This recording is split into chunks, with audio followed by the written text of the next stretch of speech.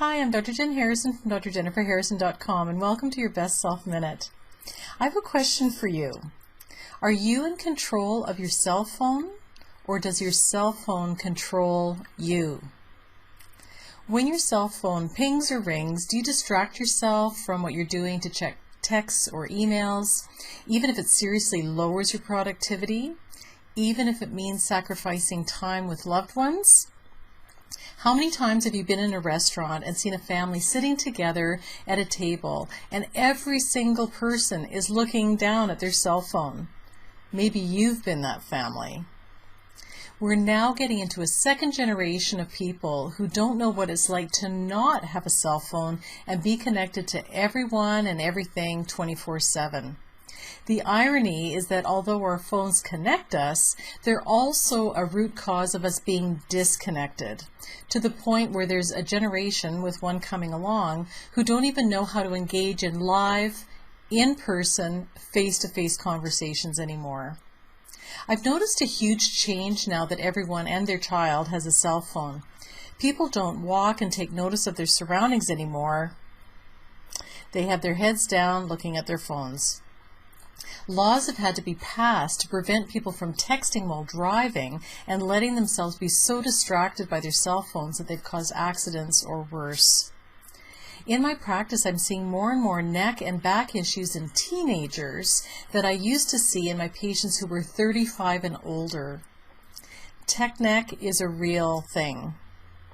So what is it about cell phones that make them so alluring? Well, first of all, our brains are hardwired to take note of warnings. So when that ping or ring happens, we think we have to respond immediately. However, like most habits, we train ourselves, either consciously or unconsciously, to react a certain way over and over again. But you have a choice as to how you react whenever your cell phone notifies you of a message or a call. You also have choices as to which notifications you program your phone to give you. Now, don't get me wrong, I love my cell phone. I can video chat with friends and family literally around the world. I can listen to inspiring and empowering podcasts and audiobooks, or my favorite playlist. I also rely on the timer on my cell phone to remind me to get up from sitting every 30 minutes when I'm working on my online business. And of course, it's an easy way to check text, emails, and social media. However, with any powerful tool, including your cell phone, you have to ask yourself, is the way I'm using this tool enhancing my life or not? If you're allowing yourself to get distracted every time your cell phone gives you an alert, you're actually training your brain to lose focus, be less productive, and be more disconnected. Also, research shows that our brains are most susceptible to incoming information first thing when we wake up in the morning and again just before we fall asleep. That means that whatever we're watching, reading, or listening to first thing in the morning or last thing at night gets imprinted more easily into our minds, particularly our subconscious minds. Again, you have a choice. Do you want to be stressing and overloading your brain with extraneous social media info or violent and disturbing news features that can easily be embedded into your brain? Or do you want to use that precious time in the morning to set your daily intentions or do a relaxing meditation before you go to bed at night? It's also been shown that using tech with screens, so laptops and cell phones, right before bed can actually cause sleep disturbances by overstimulating the brain. Time on your cell phone adds up to your overall daily screen time for both adults and kids.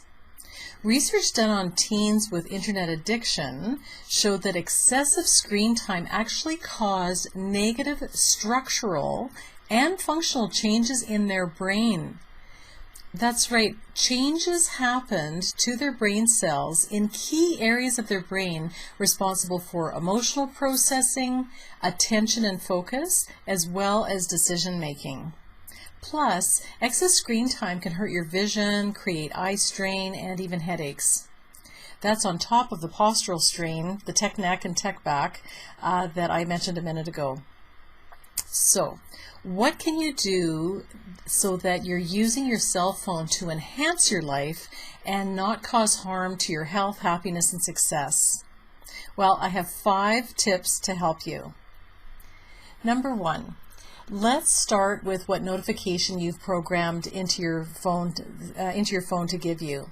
A couple of years ago, I made a conscious choice to only receive notifications for text messages.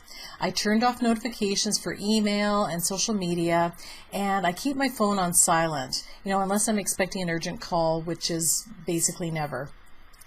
I block off specific times to check my emails and social media, especially if I'm working on a project or task, like writing content for videos like this one, or for my online courses.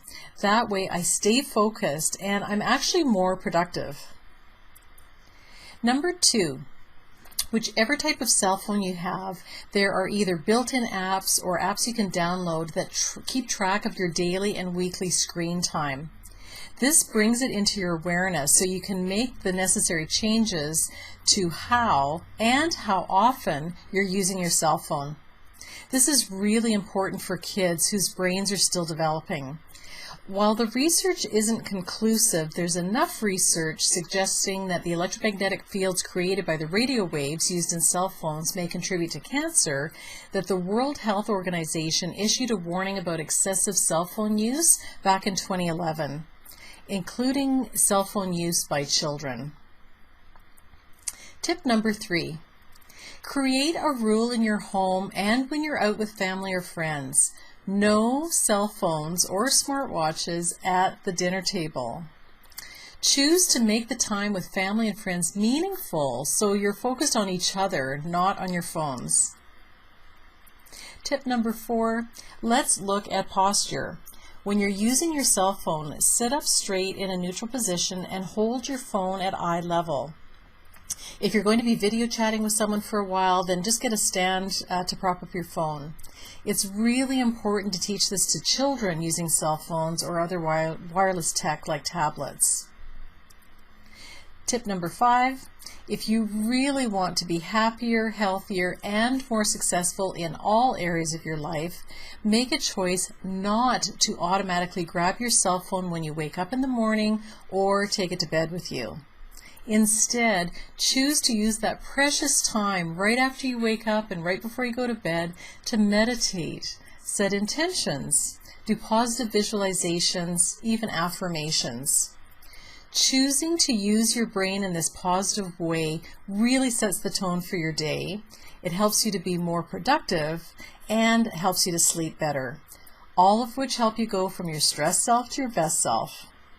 I encourage you to incorporate these strategies and use them every day so that you're calling the shots, not your cell phone.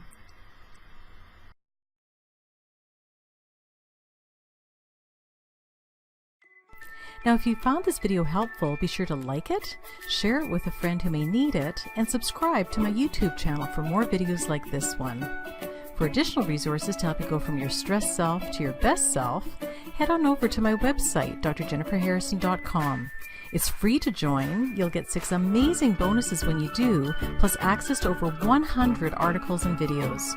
Remember, making a positive change starts with one step in the right direction. Thanks for watching.